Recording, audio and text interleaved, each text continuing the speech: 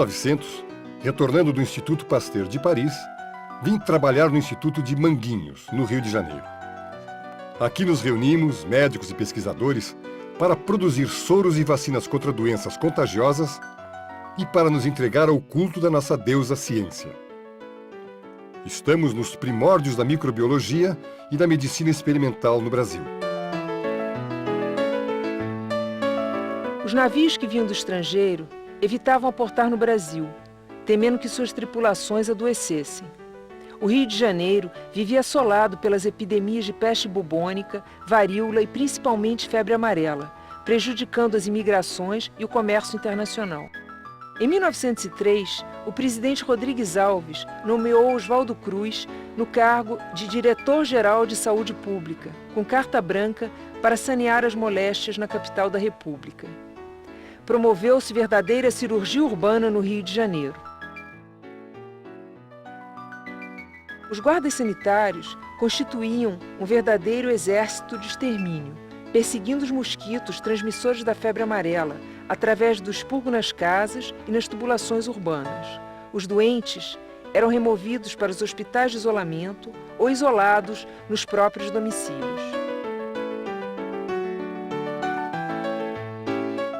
Se o doente em vigilância iludir o médico e retirar-se sem prévio aviso, será multado o chefe da casa em que residir. E o doente será procurado por empregados da repartição, verdadeiros detetives sanitários. As campanhas sanitárias encontraram forte oposição na população, na imprensa e no próprio meio médico.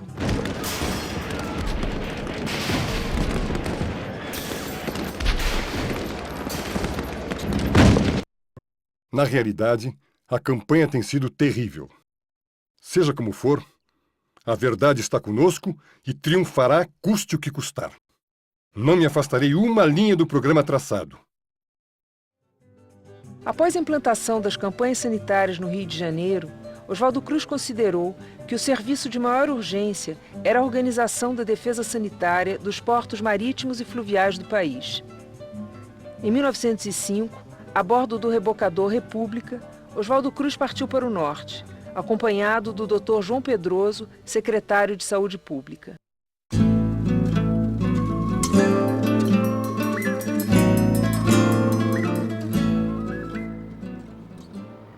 Minha querida Miloquinha, o navio encheu-se no Ceará de retirantes que vão tentar fortuna nas florestas do Amazonas. Vão trocar a vida por borracha. Era doloroso ver-se essa gente aos magotes, esquálidos, abraçados aos filhinhos, embarcarem sob a direção de um feitor. Vão fazer como escravos a fortuna dos seringalistas, que depois, cobertos de brilhantes, vão dilapidar nos bordéis de Paris as fortunas colossais ganhas pelos desgraçados cearenses.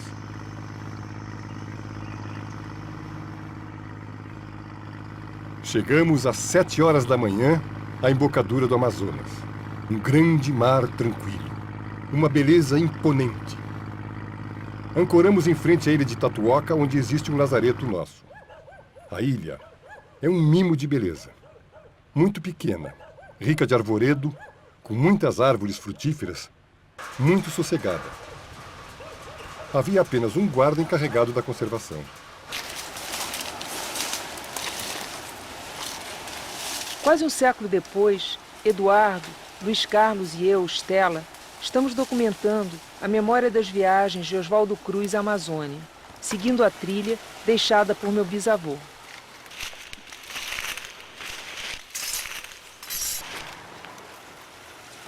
Os pescadores, né, que são os daqui da redondeza, os vilarejos, eles falam que eles passavam por aqui, isso aqui era tipo um hospital, pessoal de quarentena que vinham para poder entrar em Belém, eles tinham que ficar primeiro aqui, né? Tinha também um cemitério aí, próximo dos barrancos, foram caindo os barrancos e foram acabando tudo.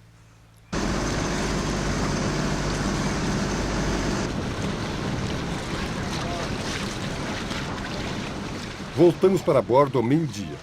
Almoçamos, subimos o rio em direção a Belém onde chegamos por volta das 2 horas da tarde.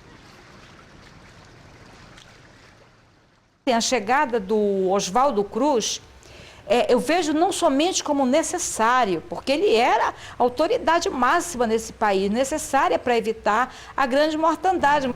Então, o porto inicial de Belém, quando ele passa por aqui, em 1905, ele já estava começando a sofrer esse processo de modernização, que era o embelezamento e o saneamento. A economia da borracha nesse período, ela tá numa economia extremamente assim avançada, dinâmica, né, progressista.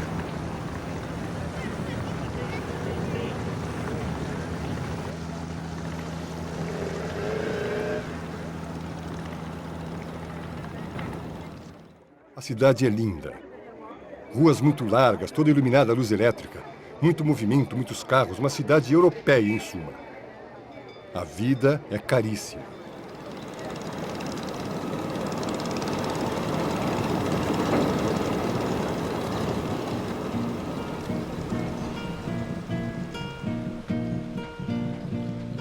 Deixando Belém com destino a Manaus, Oswaldo Cruz visitou os portos de Santarém, de Óbidos e de Parintins.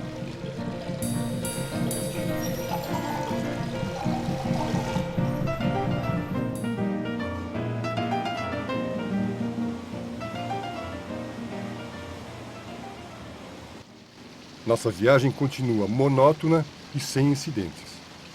Levanto-me o mais tarde possível. Leio, jogo xadrez, bocejo, vou inúmeras vezes à mesa. Marisco o dia inteiro. Frutas, o doce de leite que me deu o Belisário, o bombom de chocolate que me deu o Pedroso, sequilhos que me deu um Dr. Matos da Bahia. E assim vou, assassinando esses dias monótonos dessa longa viagem.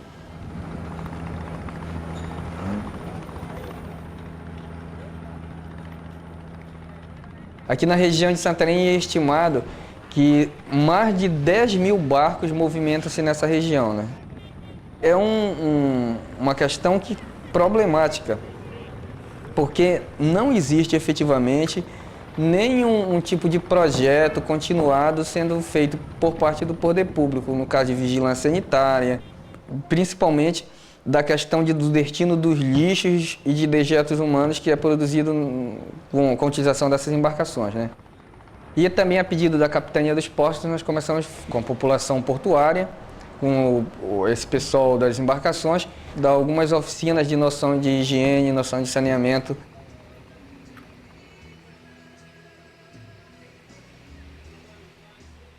Os meios de defesa dos portos da extensa costa brasileira são totalmente deficientes contra a penetração de moléstias contagiosas vindas do estrangeiro.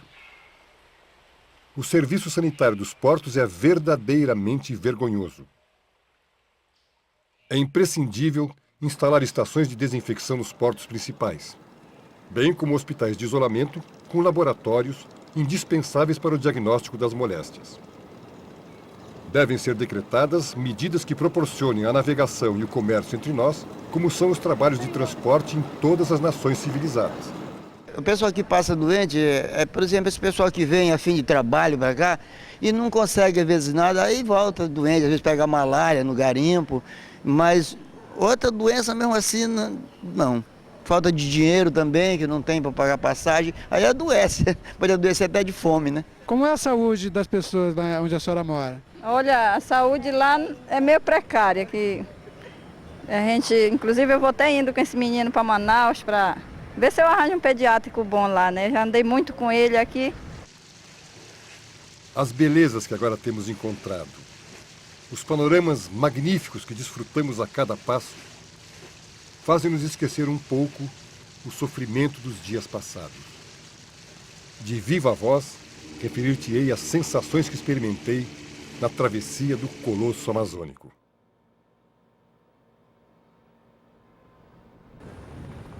Fui muito bem recebido em Manaus, onde o governador foi me buscar a bordo. Mas a chegada de Oswaldo Cruz aqui, o que representa uma intervenção nacional nas condições sanitárias dos portos. Agora, que portos? Belém já tinha um porto consolidado. Em 1905, o porto de Manaus ele se consolidava, ele começa a construção no início do século, exatamente, quer dizer, é um porto que se iniciava. Ora, se o porto de Manaus era assim, em pleno apogeu da borracha, pensemos nós dos outros portos, eles simplesmente não existiam. Era o que nós chamamos aqui de portos de lenha. Quer dizer, o porto de Manaus começa aí e ele começa a ter uma influência significativa na cidade de Manaus, porque ele era o ponto intermediário de partida dos movimentos migratórios que vinham do Nordeste para os chamados rios borracheiros. Intervir nessas áreas com a visão de polícia sanitária mesmo, para evitar a febre tifoide das grandes viagens. E a febre amarela, que, como todos sabem, era importantíssima e precisava de medidas sanitárias de combate ao mosquito naquela hora. A situação das endemias na periferia de Manaus reproduz, em ponto mais expressivo, o início do século. Vigilância do ponto de vista científico, de pesquisar para antever as infecções, quer dizer, não só combatê-las quando elas existem, mas evitar que elas venham, isso simplesmente não há uma desproporcionalidade. Há um crescer sem nenhuma preocupação. Parece que as autoridades não acreditam nos micro-organismos. Em 1907, Oswaldo Cruz foi reconhecido internacionalmente ao ganhar a medalha de ouro no Congresso de Higiene em Berlim, na Alemanha. No ano seguinte, a febre amarela foi considerada extinta do Rio de Janeiro. A capital saneada se tornou o cartão postal do Brasil e Oswaldo Cruz um herói nacional. Prestigiado, em 1910, foi convidado pelo governo do Pará para combater a febre amarela, que no ano anterior havia matado 235 pessoas em Belém.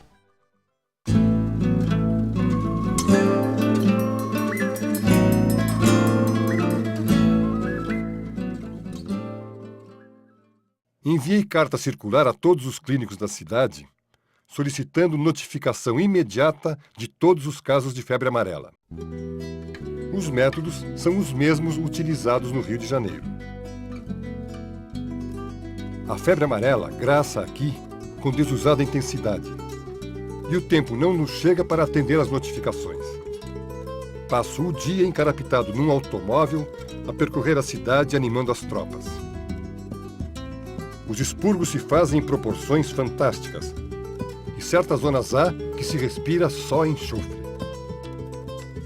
Organizamos todo o serviço em 7 dias, contratando mais de 200 homens inteiramente inexperientes e tendo que confeccionar todo o material, inclusive o uniforme do pessoal. A população recebe bem as ações, sujeitando-se a todos os nossos expurgos e a outras torturantes operações, sempre gentil e amável. As casas de todo um quarteirão eram inteiramente cobertas com pano americano, as janelas e portas completamente fechadas, as frestas do telhado, para que se fizesse o expurgo no seu interior com a queima de enxofre ou de piretro. Esse expurgo era feito em todos os quarteirões, em todas as quadras, onde tivessem ocorrido casos de febre amarela. E o objetivo era evitar que o mosquito infectado nos pacientes saísse vivo dali para contaminar outras pessoas suscetíveis à infecção. Caro João Pedroso, estou apreensivo com a crise da borracha que se anuncia e pode perturbar a boa marcha dos trabalhos de combate à febre amarela, embora o governador pareça disposto a levar a termo o saneamento de Belém. Trouxe comigo minha filha Liseta, que é uma não imune, e que, como testemunha, vai dormir sem cortinado. É a prova mais cabal que quero dar ao povo de Belém da ilimitada confiança que deposito nos meus inigualáveis companheiros de trabalho. A 16 de outubro de 1911, o Dr. Oswaldo Cruz, em Belém, mais uma vez, informa oficialmente ao governo do estado: está erradicada a febre amarela em Belém. Você já ouviu falar no Oswaldo Cruz? Já ouvi. Mas não acompanho assim muito as reportagens. Oswaldo Cruz já ouviu falar. O que o senhor sabe dele? Bom, eu não sou grande leitor dele, embora ele tenha sido um grande pesquisador e médico, né? Já pegou dengue? Pois é, a mesma dengue, a malária é a mesma dengue. Só muda o nome. E febre amarela? Também é a mesma coisa. Como assim? Explica um pouco. É porque de antiguidade o povo chamava febre amarela, né? É a mesma dengue. É a mesma. A febre amarela, a mesma malária também. São 3 palavras em uma só. A dificuldade também é pela não divulgação, tá? Pelos órgãos do governo, da febre amarela. Todo mundo que a gente vai numa embarcação dessa acha que é malária, tá? Nós estamos encontrando essa dificuldade e para que haja uma vacinação nós temos que solicitar muitas das vezes ao comandante, tá? E ele, por sua vez, nem em todos os navios, mas vai na fonia do navio e fala que há necessidade de você tomar a vacina, até porque depois que o mosquito vai e pica você e te infecta, tá? Não tem mais jeito. Dificilmente uma pessoa cometida de febre amarela escapa. E a febre amarela urbana é transmitida pelo Aedes aegypti. E que o Brasil, várias vezes, já tentou se erradicar. Foi no tempo de Oswaldo Cruz, tanto que o último caso de febre amarela urbana da região foi em Sena Madureira, do Acre. Depois, quando foi em 1982, novamente o Instituto detectou que o Aedes aegypti já estava entrando de novo na região. E foi em Roraima, em caso de dengue. É preocupante também de encontrar pessoas morrendo por febre amarela e quando tem uma vacina. Significa que a medicina está falhando em algum lugar, porque geralmente são indivíduos que se deslocam para a região sem estar protegidos. Aí eu já faço a pergunta, todos aqui são vacinados contra a febre amarela?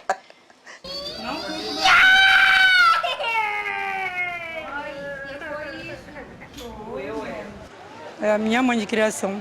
Ela já morreu, ela teve febre amarela. E ela contava alguma coisa? Quando é que foi? Muito perigoso, pior do que a dengue, ela dizia. Pior do que a dengue. Febre muito alta, a pessoa fica a pele meio amarelaça mesmo, sabe? Você tem ideia como é que pega a dengue? Não tenho. Ele é um mosquito, né, que diz transmissível, né? O meu filho, outro, ele se tratou porque ele tem plano de saúde, ele foi no plano dele, lá o médico passaram remédio, ele se cuidou melhor, né? Eis quem não tem um plano de saúde. Tem que ficar aí a Deus dará, né? O foco tá lá na nossa rua, né? Se você for lá entrevistar de ponta a ponta ali, todo mundo tem a dengue. É lá na São Benedito, entre Estrela e Timbó.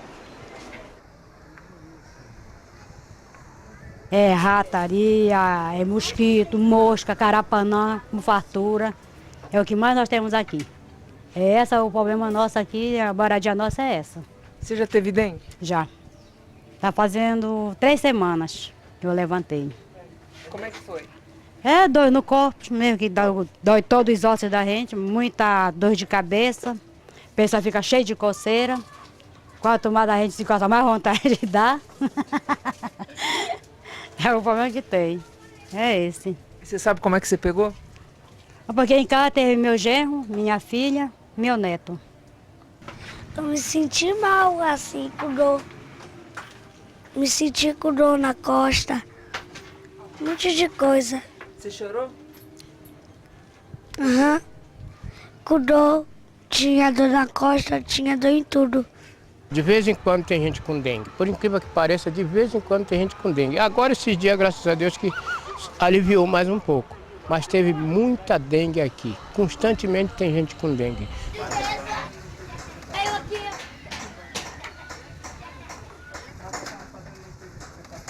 Nesse problema de saneamento aqui, é justamente que o maior problema que nós enfrentamos Mas nós não para, mas nós sentimos na pele esse problema. Nós estamos fazendo essa luta direto, porque nós não podemos ficar nessa situação. Está vendo que ali já está aterrado e aqui ainda não. É? Você já teve dengue? Dengue?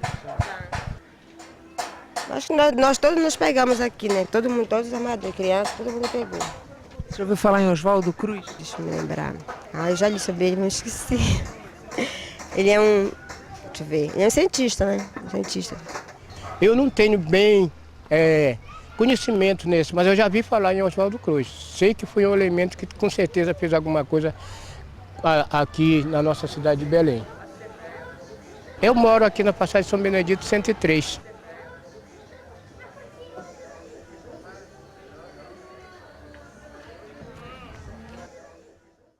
Minha amada Miloquinha, que satisfação tive ao receber tuas últimas cartinhas.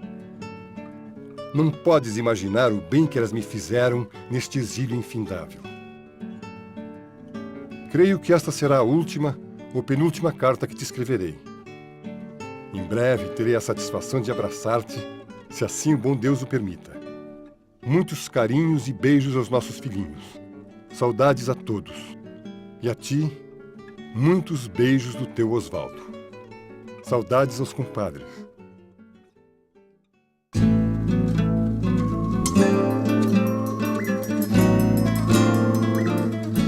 Em 1910, Oswaldo Cruz foi convidado pela Madeira Mamoré Railway Company para realizar o saneamento da zona onde se construía a estrada de ferro Madeira Mamoré, no sul da Amazônia. Os trabalhos de construção da ferrovia estavam dificultados devido à extraordinária mortandade dos empregados, vítimas das terríveis moléstias que infestavam aquela região.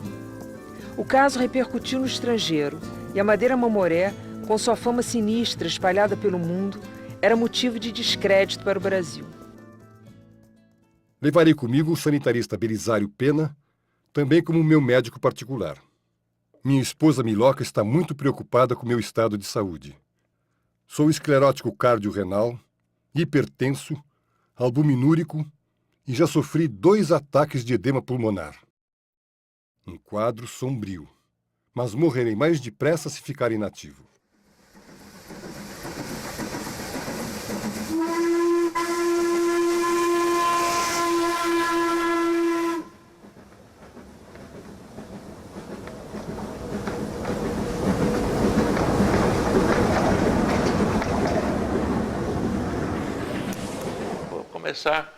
O que é fundamental aqui na história? Fundamental é aquele trecho encachoeirado do rio Madeira e Mamoré, por onde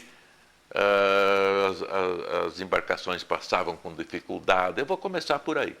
A Bolívia, como ela só tinha porto de mar para o Pacífico, ela queria uma saída para o Atlântico, a Bolívia. Então, o que a Bolívia fez? A Bolívia pensou, falou, olha, o jeito aqui é descer pelo rio Madeira e Mamoré, chegar no Amazonas e sair no Atlântico, em Belém do Pará. E então, em 1903, eles assinaram aquele célebre Tratado de Petrópolis. Como o território do Acre passava para o Brasil, então, nessas compensações todas, uma exigência era a construção da estrada de ferro Madeira Mamoré. Então, no caso da Madeira Mamoré, o grande narrador e a grande narrativa nos foi legada por Dana Merrill. O seu trabalho e as suas imagens é que trazem para nós, né, silenciosamente, mas com a força, né, dessas imagens, a possibilidade de um transporte no tempo, né, a possibilidade de uma reconstrução narrativa. Nas tabelas que a Brazil Railway Company editou já no século XX, não é? Na fase final da construção, nós encontramos cerca de 50, não é? Etnias e nacionalidades diferentes. O hindu, não é? Ao lado de um turco, um grego, um italiano, um índio boliviano, não é? Um migrante cearense, né, fugindo das secas nordestinas, dos anos 70 do século XIX. Papai, na realidade, era ali de Granada. Papai chegou aqui por volta de 1913, como eu falei para a senhora, né? Na construção da estrada de ferro Madeira-Mamoré, quando eles estavam fazendo a topografia. Ele não veio assim como imigrante, ele veio assim com mão qualificada, para prestar serviço e, ao término do serviço, retornar à sua terra de origem. Então, nasci da ferrovia. Vamos cantar. Danilo? Eduardo, prazer. Extensa, prazer. Obrigado. Boa tarde. Boa tarde. Vamos conversar um pouco com o seu irmão que falou? Fala, tio. Por favor. Em 41 eu passei a trabalhar na linha. Eu pedi para trabalhar, porque eu gostava de ver o trem passar e eu fui lá, comecei a trabalhar como foguista e cheguei a maquinista de primeira, de terceira, segunda, primeira. A estrada de ferro, ela terminou em 1912 e ela começou em 1864 e teve muita preparação. Então muitos, como meu pai dizia, que amigos, colegas, veio pela manhã, eles estavam bem. Quando era à tarde, dava aquele frio, aquela coisa que você pagava, era a malária, né? Chegamos em Porto Velho, dia 9 de julho. Fomos residir no Hospital da Candelária. Estamos instalados na casa do médico em chefe e temos um criado Shin que nos desperta todas as manhãs com uma cápsula de quinina. É um tipo impagável, que fala uma espécie de francês. Há aqui uma célebre cidade, Santo Antônio, que é um verdadeiro horror do ponto de vista sanitário. Creio que no inferno não há situação análoga. A imundície é incrível. Para dar uma ideia pálida do que é, basta que te diga que matam os bois nas ruas e aí abandonam as vísceras, cabeça, etc., que deixam apodrecer em plena rua, e o mau cheiro é de tal ordem que quase se fica sufocado. Estou horrorizado com tanta porcaria. Em Candelária, a 5 quilômetros de Santo Antônio, estabeleceu-se o centro sanitário, hospital e dependências, residências dos médicos, ao todo 15 edificações. Localiza-se numa pequena colina. O hospital satisfaz todas as exigências de higiene. Enfermarias de primeira e segunda classes, sala de operações, admissão e isolamento de doentes, farmácia. O corpo clínico é composto por médicos americanos e posso afirmar, como testemunha de vista, que a assistência médica aos doentes é a mais perfeita que se pode desejar. O cemitério está situado a 500 metros do hospital, em clareira aberta no meio da mata, numa colina não alagável nas enchentes. Esse cemitério ele foi invadido recentemente e nós estamos tentando fazer com que o Ministério Público ajude a defender essa área, pelo menos o que sobrou desse cemitério, certo? Da Candelária, onde está o Hospital da Candelária, que pouco vestígio tem. O Hospital da Candelária era uma luz no deserto, que clareava tudo. Assim que o pessoal contava os ingleses, que significava a Candelária, né? Nesse cemitério tem 33 mil pessoas só nessa Candelária enterrada, papai dizia, né? Só nessa Candelária aí, nesse cemitério. De diversa nacionalidade. Santa Maria, Mãe de Deus, rogai por nós, pecadores, agora e na hora de nossa morte. Amém. Ave Maria, cheia de graça, é o operário com seu corpo já desfeito, porque foi morto quando em sua construção. Você precisa ver para saber como é que anda o trem na Madeira Mamoré. Para combater a alta mortalidade causada pela malária, o distribuidor de quinina entregará diariamente a cada operário, após a ingestão verificada da quinina, um bilhete com a data e assinatura. Somente à vista desses bilhetes é que será feito o pagamento ao pessoal, descontando-lhes tantos dias quanto os que não tomou quinina. Para tornar efetiva essa obrigação, cada quinizador disporá da necessária força. Não estou muito boa não, sinto muita fraqueza. Você sabe como você pegou malária? Sei não tenho a mínima ideia. Diz que é um mosquito, mas eu não sei, que no sítio não tem mosquito, né? Aqui na cidade tem muita carapanã, né? E quando eu estava aqui eu não peguei, peguei no sítio.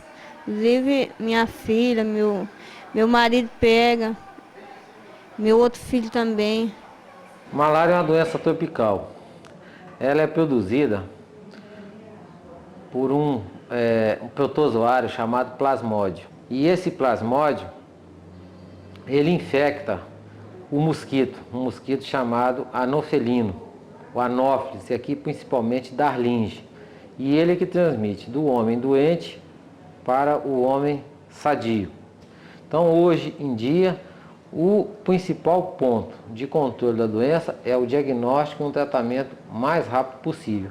E, em segundo lugar, uma aplicação espacial através de termonebulizações, que são as máquinas de fumacê, no meio ambiente, tentando pegar as fêmeas desse mosquito, que é a única que pica o homem e transmite a doença, infectadas que ainda estão no pé do domicílio. Então, desta maneira, hoje modernamente se faz o controle da malária.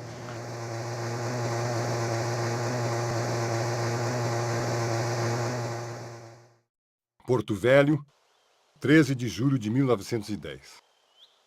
Minha querida Miloquinha. De saúde vou admiravelmente, fazendo uso diário de quinina.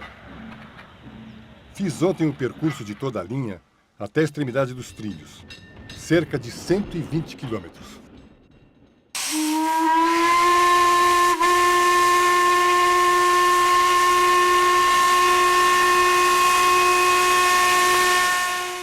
Em 1912, foi concluída a construção dos 366 quilômetros da Madeira Mamoré. Funcionou durante 60 anos, quando o governo militar desativou a ferrovia, que foi substituída por uma rodovia. Em 1981, foi reativado um pequeno trecho turístico de 7 quilômetros entre Porto Velho e Santo Antônio.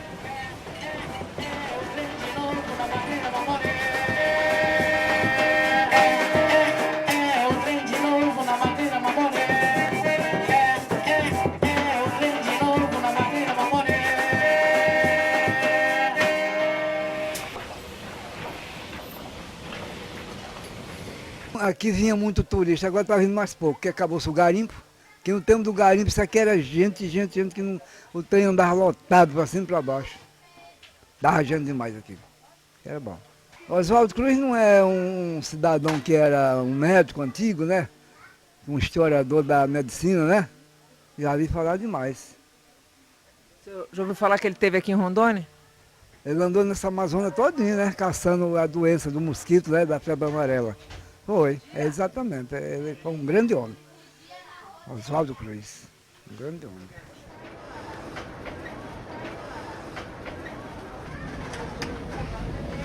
E sobre a construção da estrada de ferro, não se fala muito, não? Ultimamente eles falam, só que, tipo assim, o que a gente sabe é a história dos índios, que tinha muito índio e eles queriam construir, os índios ficavam para não invadir as terras dele, aquela confusão toda que teve naquele tempo, né?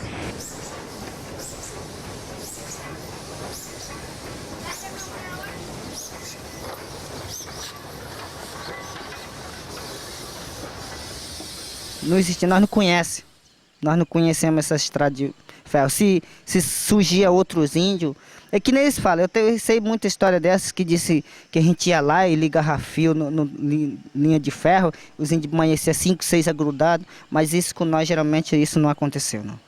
Só se for com outras tribos, mas nós, Mecaripuna, não aconteceu isso. O que aconteceu mesmo era só os brancos que iam lá na aldeia e mataram tudinho, né? E acabou com 2 aldeias e sobrou uma, que nós era em 3 aldeias.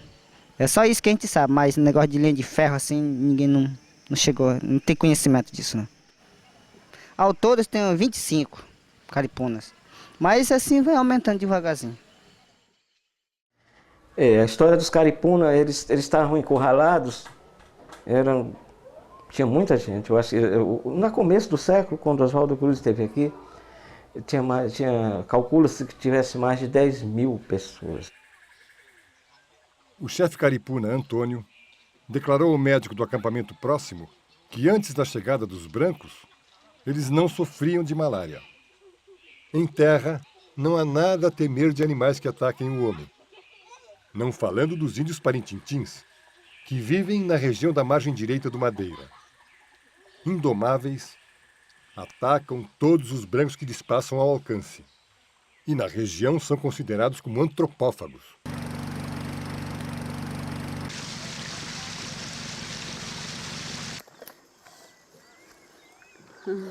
Era guerreiro mesmo, era Parintintins mesmo. Acho que até hoje ainda existe ainda. Até hoje ainda existe mesmo, hoje. Que era afamado é Parintintins mesmo.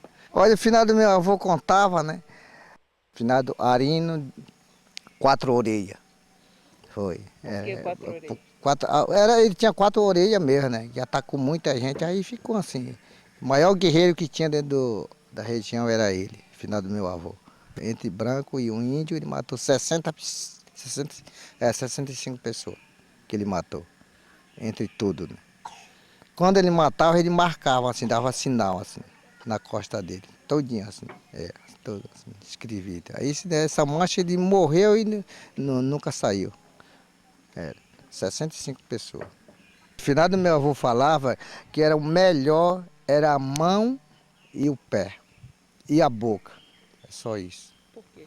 Porque era gostosa dizer que era bom. A mão e a boca e o pé. O resto amargava. Sempre tem malária, né? Malária, negócio de... agora não, até aqui ainda não tem não, mas sempre tem. Tem viagem que vai. Ano passado deu mais de 12 pessoas aqui de malária aqui, né? E também tem muito bicho aqui, negócio que pica a gente, carapanã, né? Sabe, o índio não é porque quando ele era tudo, como diz alguém, era bravo, que era nessa época, o branco não entrava com ele porque tinha medo, né? O índio tinha medo também. Aí não tem, quando se misturaram tudo, o índio é muito fraco.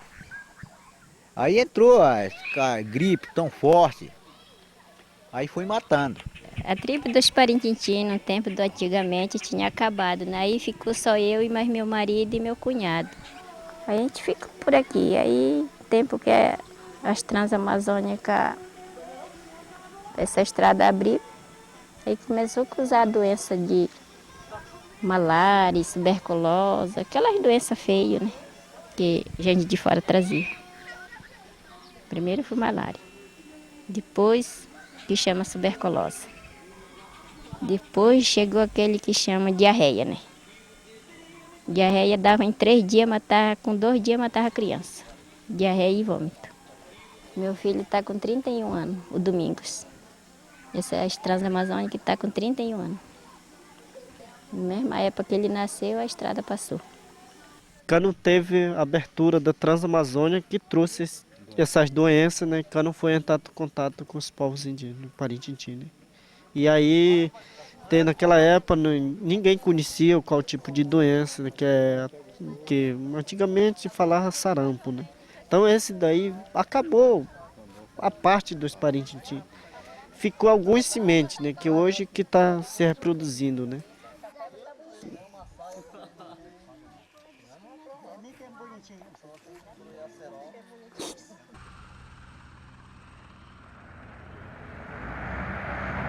A introdução da malária na Amazônia está associada à devastação que houve na região. Programas de colonização e de assentamentos do INCRA, programas de construção de rodovias, como a BR-364 e a Transamazônica, construção de usinas hidrelétricas, garimpos de ouro e de diamantes, invasão de terras indígenas. Todo esse quadro de doenças tropicais transmitidas por insetos é o homem que entra no meio ambiente devastando. Trem que parte às 6 horas da manhã, de Porto Velho com destino a Bonã. Sabem que sai, só Deus sabe como chegará, mas não há nada, todos sabem como é, que andava o trem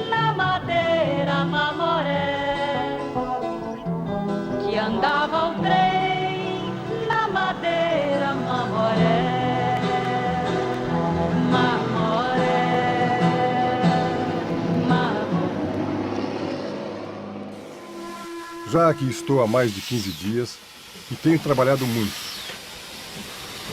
Percorremos a linha em construção até o quilômetro 113 em Jaci-Paraná, onde tive a ocasião de conversar com o dono de seringal do rio Jaci-Paraná e que me declarou com a maior ingenuidade que a carne seca podre não vai para o rio. Tem de ser adquirida pelos seus empregados por preços incríveis. Tinha o trem que passava, a gente vendia comida na estação, tinha o seringal que era aberto, né, a empresa. Quando vinha, baixava de lá os caiapos de borracha, dava muita gente, muito movimento e mais renda, né, de dinheiro. A vida na seringa é uma vida boa e não é, né? Uma vida boa sim, porque pelo menos é farto de tudo, né? Não falta nada. Mas é uma vida atormentada, com tanta praga, e muita escuridão demais. Eu não tenho nada em casa que eu diga que isso aqui é lembrança do seringal, não tenho nada. A única lembrança que eu tenho do seringal é que meus filhos, todos são analfabetos, nenhum estudaram. Verdadeira vocação econômica da Amazônia.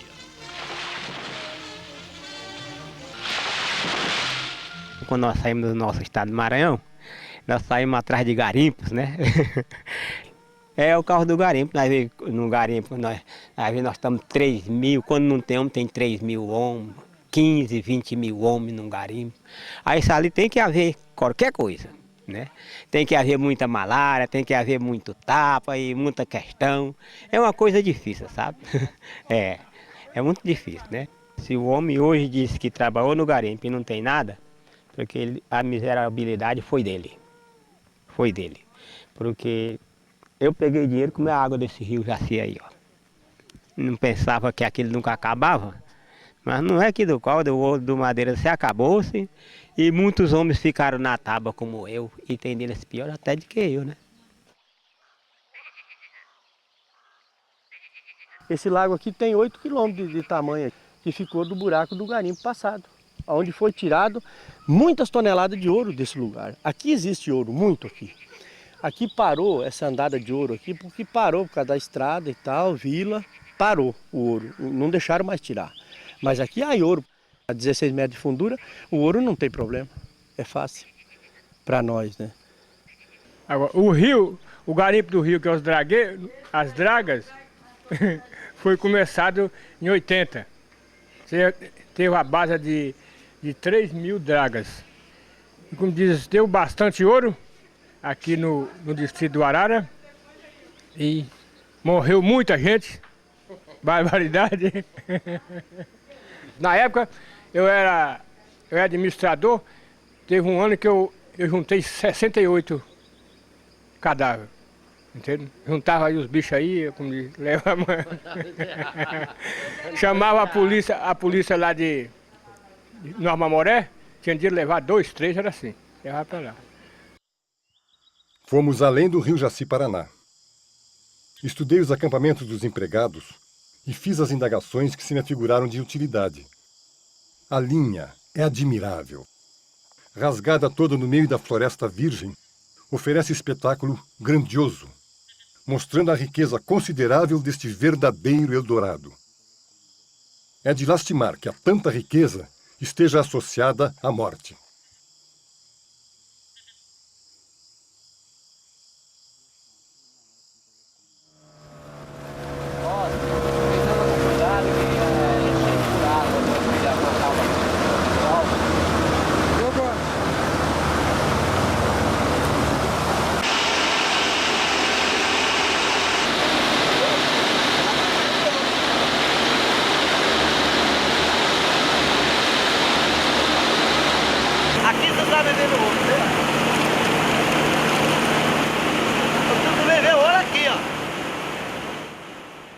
Passo os dias a examinar doentes e fazendo autópsias em cadáveres. Não imaginas o que é isto aqui. Como se adoece e se morre. Tenho tido a oportunidade de examinar muita coisa interessante. Todos os dias entram 20 a 30 doentes e morrem 2 ou 3. É o impaludismo, a malária. Moléstia evitável. O único terror sério desta região. que está de tal modo infectada que para a sua população a condição de ser enfermo constitui a normalidade. E de 5 milhões de casos de malária por ano que nós tínhamos nos anos 40 e início dos anos 50, nós passamos a pouco menos de 50 mil, todos concentrados na região amazônica. Isso então, a partir dos anos 90, a malária começou a se estabilizar, mas se estabilizou no nível dos 500 mil. Então, nós pensávamos que ia melhorar muito, passou para o nível de 400 mil, mas já em 99 subiu para 600 mil. Então a malária continua sendo um problema máximo, talvez, de saúde na região amazônica, como o Oswaldo Cruz observou no início do século. A história do Brasil é uma história da produção de ruínas. A Madeira Mamoré teve um ancestral. Esse ancestral se chamava Forte Príncipe da Beira, né? E desde sempre, né, já surgiu como um forte fantasma, né? Antes do trem fantasma, nós tínhamos o forte fantasma. E eu disse que a Madeira Mamoré tinha um ancestral e ela tem também um descendente. O descendente da Madeira Mamoré se chama Rodovia Transamazônica. 4.000 quilômetros de estradas, né, até o Acre. Né? E hoje a Transamazônica é também um montão de ruínas. Né?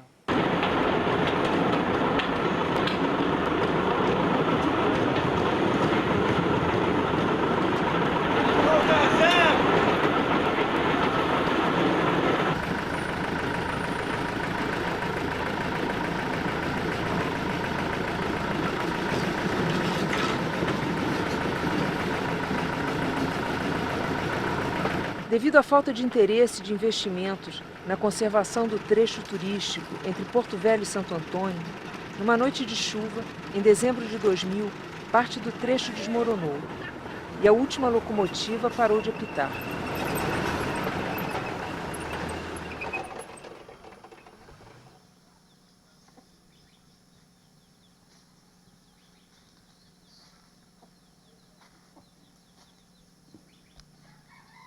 Sabe para que servia esse trilho aí? Para andar o trem. Ia da onde até onde? Não sei. Você já andou de trem? Não. Você já andou de trem? Não. Você conhece alguma coisa da história do trem? Não, isso não. Nós morávamos numa fazenda e o homem de lá vendeu a fazenda e não tinha para nós sair, nós compramos aqui. Foi na época da borracha. Meu pai era seringueiro, né? Você chegou a trabalhar na seringa? Cheguei. E eu dentro da idade de 12 anos que eu cortava seringa. Aí depois que eu arrumei marido, aí meu marido trabalhava na seringa também. Ele me largou. Aí eu vim embora pra cá com aquele ali. Aí fui trabalhar sozinha. Trabalhar empregada, né? Trabalhava. Aí foi tempo que eu arrumei outro marido, aí ele é quem sustenta agora. Vai dá muita malária, né? A senhora já pegou? Já, nós tudinho. Como é que curou a malária? Açucando é o remédio, a gente toma e ela melhora. Quem que já teve malária aqui? Todos nós. Você já teve malária? Você já teve malária? Conta pra gente como é que é. A gente fica suado e com febre e com dor de cabeça. E o remédio, como é que é? Aí ela amarga. Fica ruim na boca da gente.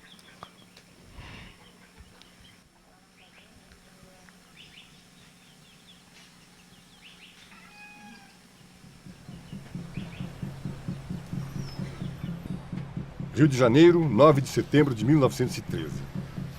Excelentíssimo senhor ministro, ainda está na mente de todos a lembrança dos malogros sucessivos das empresas que tentaram levar avante a construção da estrada de ferro Madeira Mamoré. Foi necessária uma campanha sanitária bem orientada e enérgica para levar a termo a construção da ferrovia. Só os que viram e estudaram a zona poderão avaliar com justeza o futuro admirável que ela terá. O duende do Amazonas é um impaludismo. É necessário pôr em prática as medidas que a profilaxia já encontrou e metodizou para que o Vale do Amazonas se torne habitável. É apenas questão de tenacidade e resolução. E o duende do Amazonas, campeão da morte, ruirá por terra. O saneamento da Amazônia se fará quando o governo determinar. Ficará assim entregue à civilização uma das mais ricas, se não a mais rica zona do Brasil. Doutor Oswaldo Gonçalves Cruz.